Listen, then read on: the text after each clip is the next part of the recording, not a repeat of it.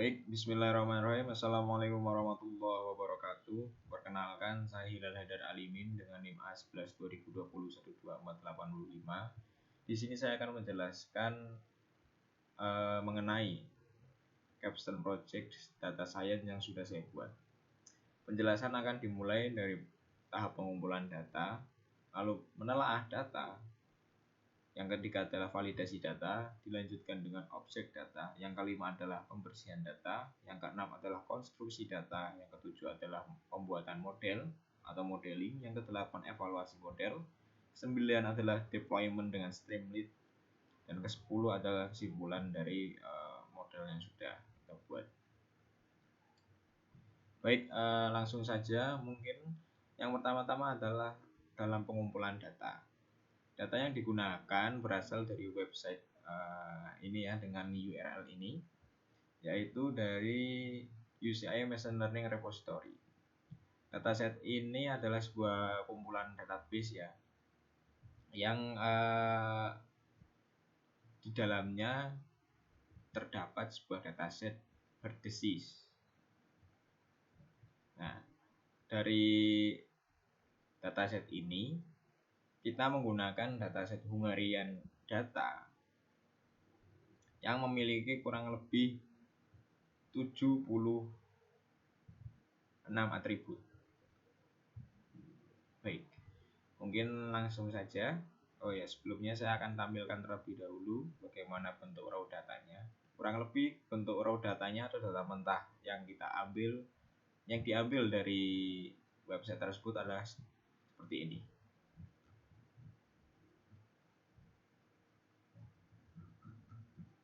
Per record dari indeks ke 1 sampai ke 10 ini, dari nomor 1 sampai nomor 10 ini adalah satu record atau satu data yang terdiri dari 76 atribut tadi. Baik, mungkin langsung saja ke tahap selanjutnya, yaitu menelaah data. Pada menelaah data ini bertujuan untuk apa? Data yang kita gunakan itu sebenarnya bertujuan untuk apa? Terus apa yang akan kita ingin capai dari data ini? Baik, karena kita menggunakan data herd disease, yaitu data kesehatan, tujuan utama kita adalah untuk memprediksi dari indikator-indikator atau aspek-aspek yang memengaruhi dari herd disease tersebut, apakah dia masuk ke kategori apa di dalam target di dataset itu. Jadi dengan kata lain, data herd disease ini digunakan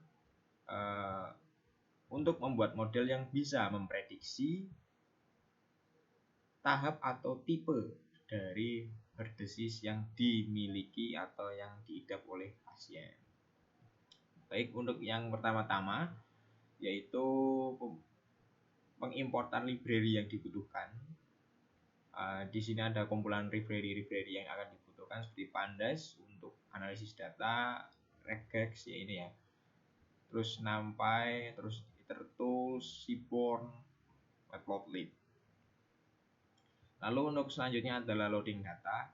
Pada tahapan kode ini ditujukan atau berfungsi untuk meloading atau memuat data ke dalam algoritma. Jadi data Hungarian data tadi akan disimpan di variabel ini. Lalu ini untuk pembacaan datanya. Ini data yang saya tampilkan tadi ya, sama. Namun ini dari 0 sampai 10-nya. Seperti itu. Baik. Selanjutnya adalah pembuatan data frame. Pembuatan data frame ini ditujukan untuk mempermudah dalam pembacaan data. Nah, dibandingkan dengan layout atau tampilan yang seperti ini, lebih baik membaca data dengan tampilan tabular seperti ini atau dalam tabel yang sudah dikelompokkan berdasarkan atribut-atributnya dengan menggunakan kode yang sudah ada di sini. Baik, ya, yang selanjutnya kalau untuk menginginkan informasi dari data frame itu dapat .info ya, nanti akan muncul informasi dari dataset. Selanjutnya adalah penghapusan kolom ke-0 atau kolom pertama ya pada dataset. Kenapa dihapus? Karena ini merupakan penomoran Ini mohon maaf salah ya, harusnya ini untuk menghapus kolom pertama yang merupakan penomoran dari dataset itu. Selanjutnya adalah penggantian fitur tipe data fitur menjadi float. Tadinya itu fitur data adalah objek, kita ganti dalam float. Karena machine learning itu menggunakan matematika ya dalam pemrosesannya. Jadi kita menggunakan float yang support ke matematik processing atau machine learning processing. Baik, mungkin itu untuk menelaah data. Selanjutnya adalah tahap validasi data. Dalam validasi data ini bertujuan agar memahami isi datasetnya agar dapat dilakukan penanganan.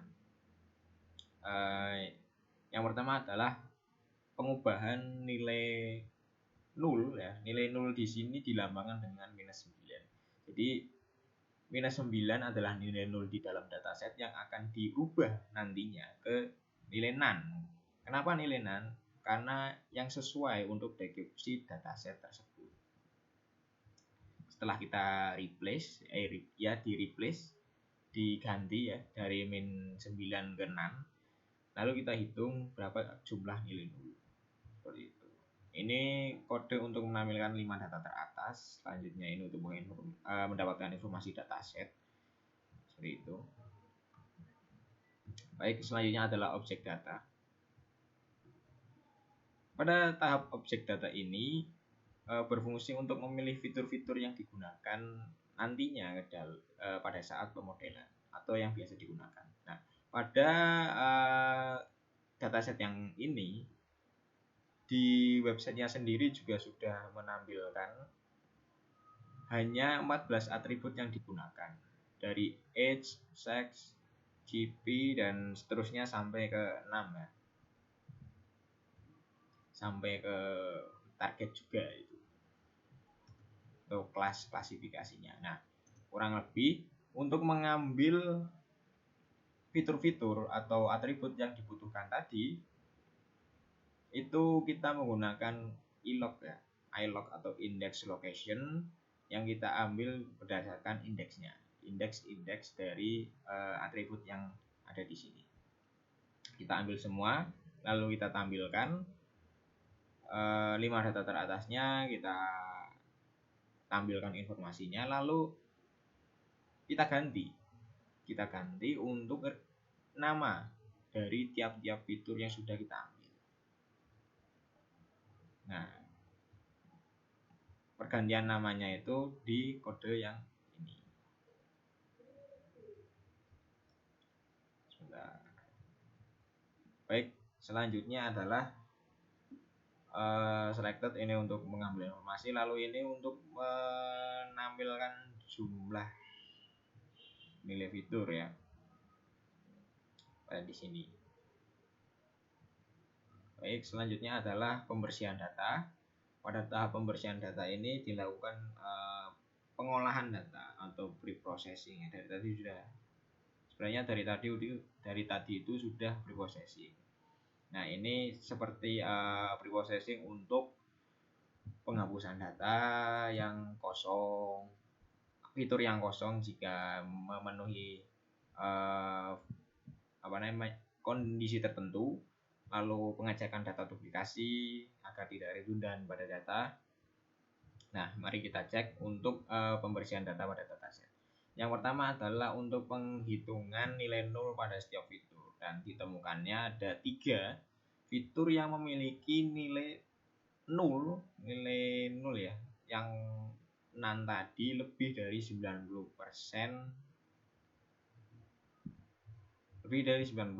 data. Jadi 3 fitur ini 90%-nya itu nilai 0 dan 10% itu ada nilainya. Nah, langkahnya untuk menangani hal ini adalah dengan menghapus fitur-fitur itu, karena dia lebih banyak nilai nolnya ketimbang nilai yang ada nilainya. Lalu kita hitung lagi dengan kode ini dihapus, lalu dihitung lagi ada berapa nilai nolnya, dan karena beberapa fitur itu cuma di bawah 30 lah ya, 25 ya, di paling banyak 23, maka dilakukannya pengisian data. Pengisian data ini akan dimasukkan ke dalam fitur tadi yang memiliki nilai 0. Yang langkah-langkahnya adalah, yang pertama ini adalah kode untuk menghapus nilai nolnya yang ada di masing-masing fitur. Jadi nilai nanya nanti akan dihapus. Lalu fitur-fitur tadi akan diganti tipe datanya jadi float. Setelah pergantian tipe data itu akan dicari min atau rata-rata dari setiap fiturnya. Setelah dicari rata-ratanya akan di round atau dibulatkan ke desimal terdekat karena kita memakai float, ke desimal terdekat. Lalu setelah sudah tersimpan ke dalam variabel, nilai min yang sudah dibulatkan tadi akan dimasukkan dan akan di fill atau diisi ke dalam nilai-nilai yang kosong di fitur tadi ya, di fitur yang ada nilai nolnya. Sehingga sudah kita mencari informasinya dan kita menampilkan jumlah nilai nolnya, semuanya itu adalah kosong, yang berarti tidak ada nilai nol pada fitur kita yang kita gunakan. Baik, untuk penanganan nilai nol sudah selesai. Selanjutnya adalah penanganan untuk data duplikasi. Kita cek apakah dataset ini memiliki duplikasi. Ternyata ada. Nah, dengan pengecekan data ini ditemukannya data duplikasi. Apa yang harus dilakukan dalam data duplikasi? Yaitu penghapusan. Hapus salah satu data saja agar data itu unik, tidak ada duplikasi, tidak ada redundant. Nah, data ini untuk menampilkan data, lalu bawahnya ini untuk menghapus data dan juga menampilkan datanya setelah dihapus. Baik, selanjutnya adalah menampilkan jumlah target ya, jumlah frekuensi target dari target 0, 1, 3, 2, 4 dari yang paling banyak sampai yang paling kecil. Ini maksudnya adalah target 0 itu memiliki 187 dan seterusnya. Lalu yang di bawahnya adalah korelasi data. Dan kita bisa memvisualisasikan dengan menggunakan Seaborn heatmap ya, menggunakan heatmap dengan tampilan seperti ini. Baik, itu untuk pembersihan data. Selanjutnya adalah konstruksi data. Tahapan ini berfungsi untuk menyesuaikan semua tipe data. Baik, ini mungkin saya lewat yang info dan head karena yang info untuk informasi dataset dan head untuk menampilkan 5 data teratas. Lalu yang ini adalah kode untuk seleksi atau pengelompokan. Selain target itu akan dimasukkan ke variabel X dan target sendiri akan dimasukkan ke variabel Y. Selain target ya bisa kayak age, sex dan lain-lain ya selain target itu. Lalu kita visualisasikan banyaknya nilai target, frekuensi nilai target dari yang tadi ya 0, 1, 3, 2, 4 dari yang terbanyak sampai yang terkecil. Nah, bisa dilihat dari diagram ini bahwa rentang dari 0 sampai 1 itu banyak, 0 sampai 3, 0 sampai 2, 0 sampai 4, dan mungkin ini rentangnya adalah bisa mencapai ratusan ya. Maka dari itu, karena jumlah data kita cuma 100 atau ratusan ya di kasus kita kali ini, diperlukannya penanganan untuk oversampling. Oversampling adalah penanganan untuk data yang tidak seimbang dengan kondisi dataset yang kita miliki ratusan atau dalam skala yang kecil untuk memperbanyak data dengan data sintesis atau sintesa data. Nah, oversampling ini digunakan untuk menyeimbangkan frekuensi data target ya. nantinya itu yang ini yang kurang ini akan sama dengan 0 ini dengan memperbanyak data. Nah, oversamplingnya itu menggunakan library smooth. Dengan kode seperti ini, nantinya dia akan oversampling dan menghasilkan data sintesis yang sama tiap targetnya. Sehingga nantinya data yang digunakan seimbang dan tidak seperti mayoritas gitu ya, terlalu menjorok, terlalu mengunggulkan seperti itu. Nantinya modelnya tidak bagus. Selanjutnya adalah ini untuk menampilkan ya sebelum dan sesudah oversampling atau perseimbangan. Lalu kita mengecek apakah diperlukan normalisasi atau tidak. Diperlukan normalisasi atau tidak, dicek dulu deskripsi dari datasetnya yang kita miliki. Kita lihat di bagian standar deviasi. Oh, ternyata di standar deviasi ada kesenjangan dari 7 ke 0, ke 0, ke 17, ke 65, di mana rentang dari 0 sampai 17, 0 sampai 65, 17 sampai 65, dan 65 ke 0 itu memiliki rentang yang sangat-sangat tinggi.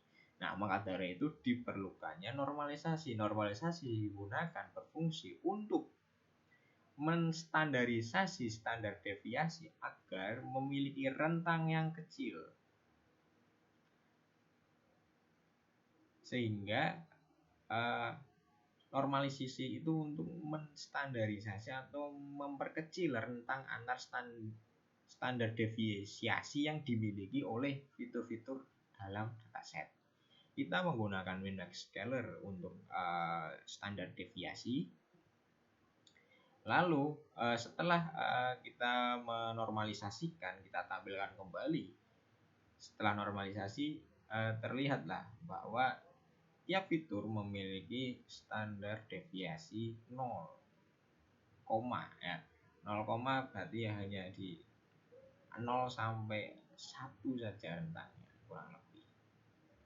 Baik, setelah normalisasi dilakukan, kita menuju ke pembagian data testing dan data training.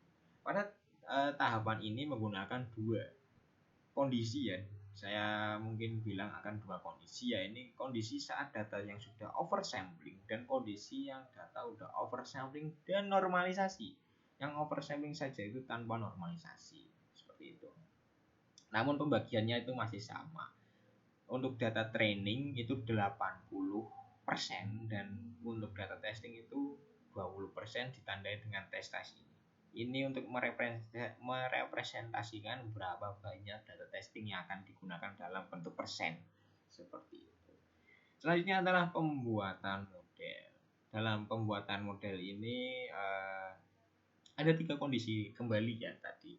Oversampling normalisasi, dan oversampling, normalisasi, dan tuning. Baik, saya mungkin akan jelaskan di sini. Ini adalah kode untuk evaluasi model. Ya, evaluasi menggunakan akurasi, yaitu jumlah data yang diprediksi benar terhadap total jumlah data. Recall, kelas sebenarnya yang berhasil diprediksi dengan benar. F1 score, gabungan akurasi dan recall. Dan precision score, rasio dari jumlah data positif yang diprediksi benar dengan total jumlah data. Kita membuat fungsi untuk evaluasinya terlebih dahulu, sehingga untuk memudahkan tahapan evaluasi untuk melihat akurasi, recall, F1 score, dan precision score. Baik, selanjutnya adalah pada bagian oversampling kita menggunakan 3 model, 3 metode ya. Ya, ini KNN, Random Forest, dan XGBoost. Di tiap kondisi itu sama ya, cuma berbedanya itu pengambilan dataset. Lalu untuk di tuning itu ada parameter baru gitu, parameter yang terbaik. Baik, mungkin saya akan ringkas saja ya untuk menjelaskan ini karena kebawahnya itu sama semua gitu. Nanti saya hanya menjelaskan perbedaannya saja di mana. Baik, pertama-tama adalah KNN, diimport dulu library-nya, KNN juga Random Forest dan XGBoost. Di KNN ini menggunakan N sama dengan 3 atau neighbor sama dengan 3, yang artinya adalah mengambil 3 tetangga terdekat. Ini fungsi untuk memprediksi. Lalu kita prediksi, dihasilkanlah akurasi senilai 0,75. 0,75 lagi untuk recall, 0,41 untuk advance score, dan 0,474 untuk precision score. Confusion matrixnya adalah seperti ini. Baik, selanjutnya adalah random forest. Ini menggunakan 100 nilai estimator. Nilai estimator itu untuk jumlah pohon keputusan. Lalu ini sama seperti yang KNN tadi.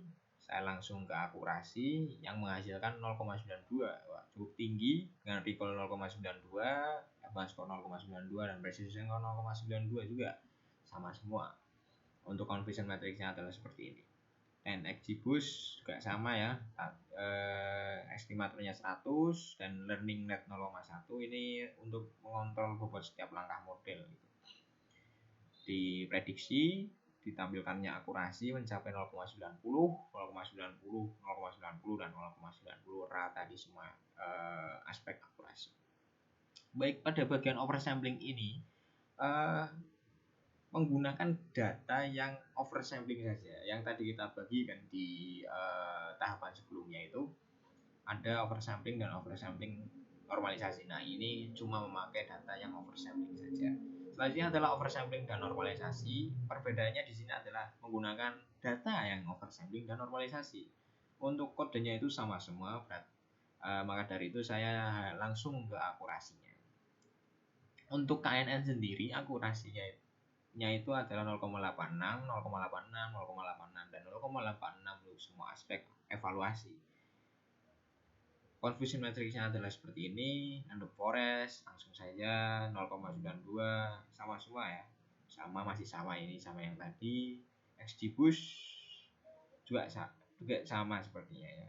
Akurasi 90% dan sama di semua aspek evaluasi. Baik, selanjutnya adalah tuning. Tuning itu adalah penyesuaian parameter agar sesuai dengan batasan pemandu model untuk menemukan konfigurasi terbaik untuk prediksi. Perbedaannya di sini adalah penambahan kode untuk ini. Menemukan parameter terbaik di setiap model.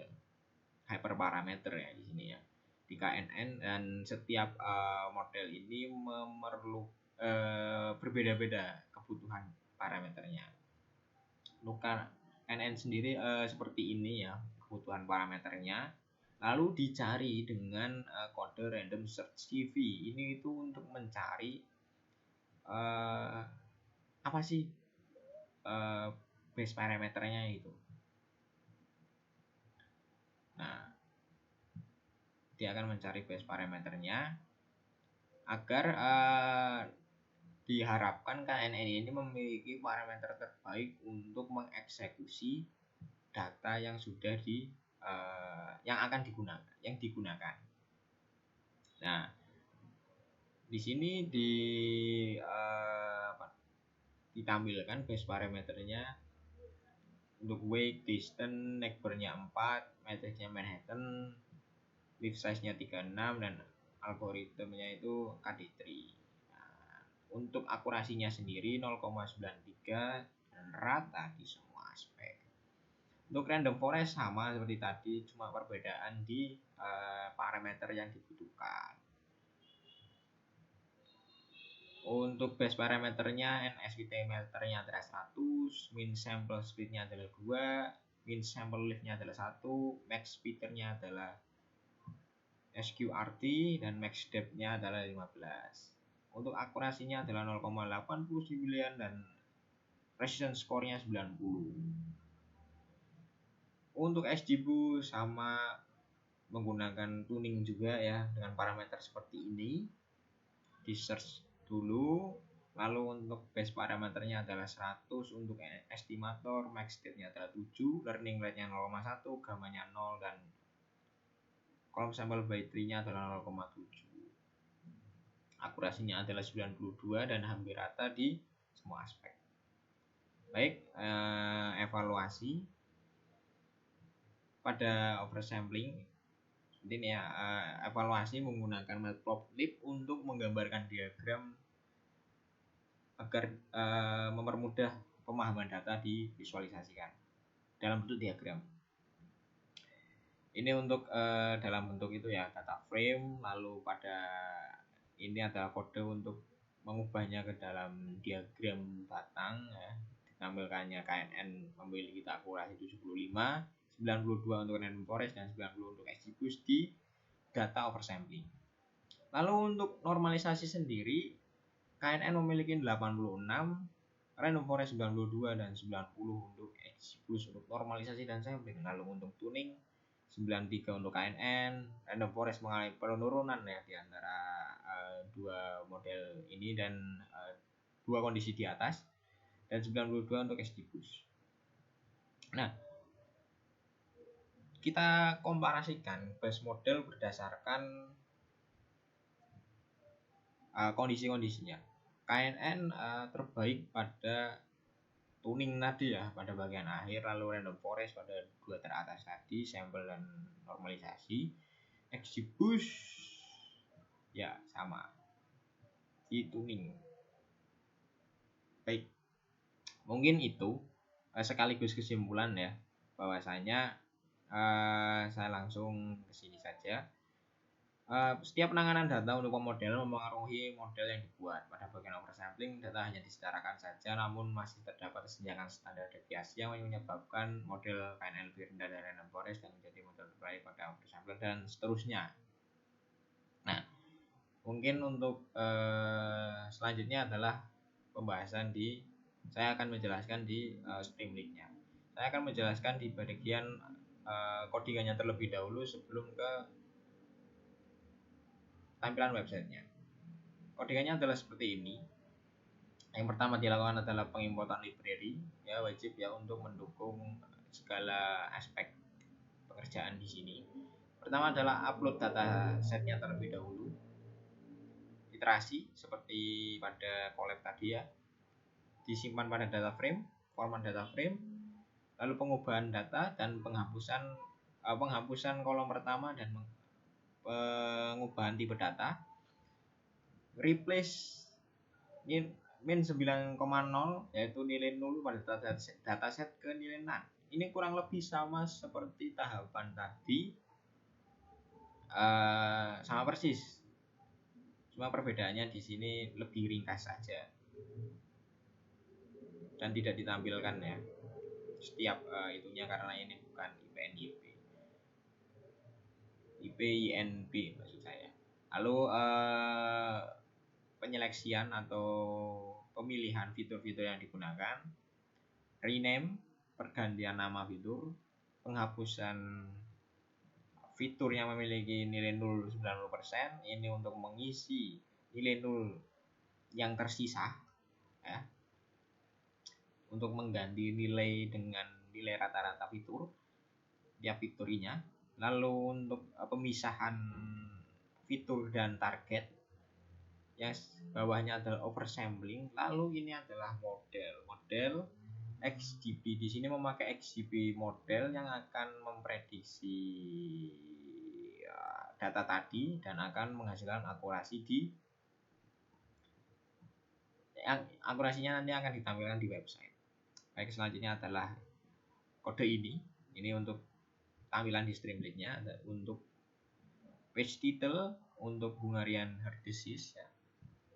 Baik, mungkin saya langsung ke sini. Ya, ini adalah tampilannya seperti ini. Pada bagian ini adalah sidebar pada left gitu ya, untuk mendapatkan input dari user. Dan kita kembali ke sini terlebih dahulu. Yang pertama untuk penampilan judul ya, ini ya kode untuk penampilan judul, dan ini untuk membuat dua menu tab gitu ya, seperti pada aplikasi pencarian itu ada tab-tabnya. Nah, ini sama gitu. Yang pertama tab single predict dan tab kedua tab multi predict. Untuk tab pertama sendiri disajikan seperti ini ya, tampilannya seperti ini. Nah, ini untuk codingannya. Dari pengaturan umur, jenis kelamin, menggunakan 0 dan 1 ini ya, dan umur juga ada kayak batasan seperti itu. Nah, ini ya. Lalu untuk input chest pain-nya, blood pressure, kolesterol, tipe gula darah, elektrokardiografik,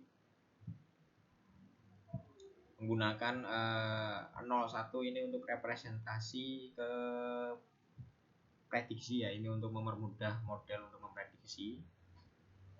Tapi untuk pemilihan di sini tetap menggunakan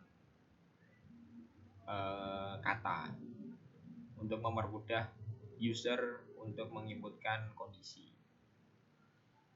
Namun pada mesinnya itu akan di ekstrak lah ya, istilahnya di ekstrak menjadi angka ini, integer, untuk mempermudah pada proses prediksi.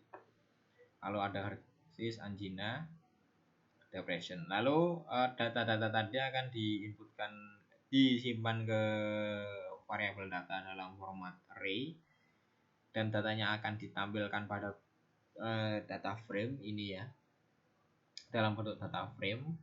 Lalu tombol prediksi ini jika dipencet nantinya, model akan otomatis memprediksi dari inputan yang sudah diinputan oleh user tadi. Lalu prediksi itu akan menghasilkan sebuah nilai ya, dari 0 sampai 4, dan 0 sampai 4 ini adalah kelas yang menggambarkan tipe-tipe heart disease-nya. Apakah dia healthy, level 1, 2, 3, atau 4. Selanjutnya adalah tab yang kedua. Tab yang kedua ini untuk multi predict. Multi predict itu, kalau single predict dia memprediksi persatuan data. Kalau multi predict itu banyak data. Single untuk satu, multi untuk banyak, seperti judulnya atau seperti namanya. Baik, di sini mungkin langsung ke sini ada sampel ini ya, untuk mengambil 5 data pertama selain kolom terakhir. Ini untuk sampel di sini ya. Ini akan mengambil 5 data pertama dataset yang Hungarian data tadi untuk dijadikan ke CSV untuk untuk model kita, untuk sampel, untuk contoh multi predict kita lah, namanya seperti itu. Selanjutnya adalah pengaturan jika ada file yang terupload ya. Jika kita browse atau drag di sini ya, drag and drop di sini, algoritma akan menangani jika ada file yang upload, maka dia akan membaca CSV-nya, lalu akan diprediksi oleh model. Ini untuk seperti kayak prosesnya itu. Lalu ditampilkan prediksinya sesuai dengan tipe-tipenya seperti tadi, sama persis. Dan ya, yang ke bawahnya ini untuk mengatur seperti komplit itu, kayak tahap udah berapa persen sebelum prediksi. Baik, mungkin langsung saja saya sudah menyiapkan data untuk prediksi di sini ya. Langsung saja. Sebelumnya model yang dilatih tadi menggunakan XGBoost memiliki akurasi 98,18. Baik, langsung saja. Untuk age-nya adalah 40. Untuk sex-nya adalah male. Terus ininya chest pain-nya adalah atypical angina. Terus ininya 140. Blood pressure-nya, kolesterolnya 289. Mohon maaf, di sini 289.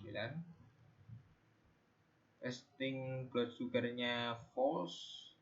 Elektrokardiografiknya normal. Heart rate-nya 172.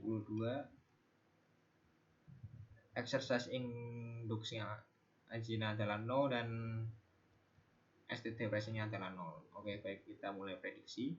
Saat tombol ini ditekan, model akan menampilkan kayak proses prediksi model tersebut. Lalu jika sudah 100% akan menghasilkan output bernilai hasil dari model itu, prediksi dari 0 sampai 4 tadi. Nah, dari 0 sampai 4 itu tadi itu termasuk kategori apa?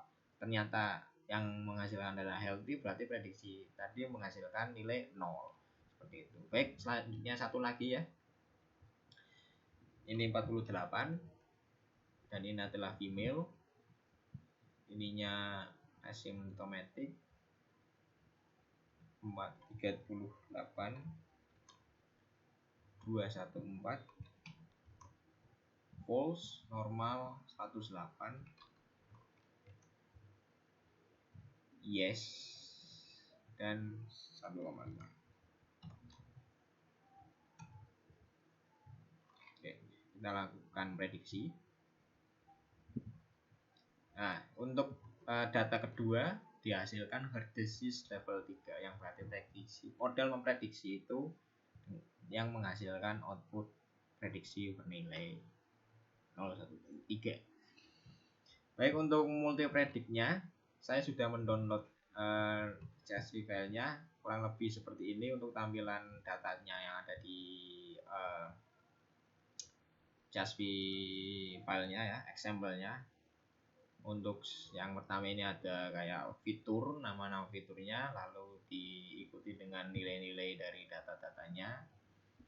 Kurang lebih ada 1, 2, 3, 4, 5 data ya. Baik, mungkin langsung saja kita inputkan. Kita drag and drop saja. Langsung diproses ya. Nah, akan ditampilkan sesuai dengan urutan datanya, dimulai dari indeks 0 ya, dan ini ada 5 data.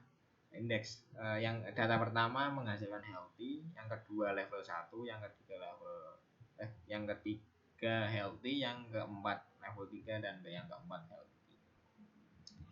Baik, mungkin itu saja yang dapat saya sampaikan untuk penjelasan Capstone Project Data Science dari saya. Terima kasih untuk perhatiannya. Semoga bermanfaat. Mohon maaf apabila terdapat kekurangan dan kesalahan saya selama menjelaskan dan selama ada di video ini. Baik, mungkin seperti itu saja. Terima kasih. Sekian dari saya. Wassalamualaikum warahmatullahi wabarakatuh.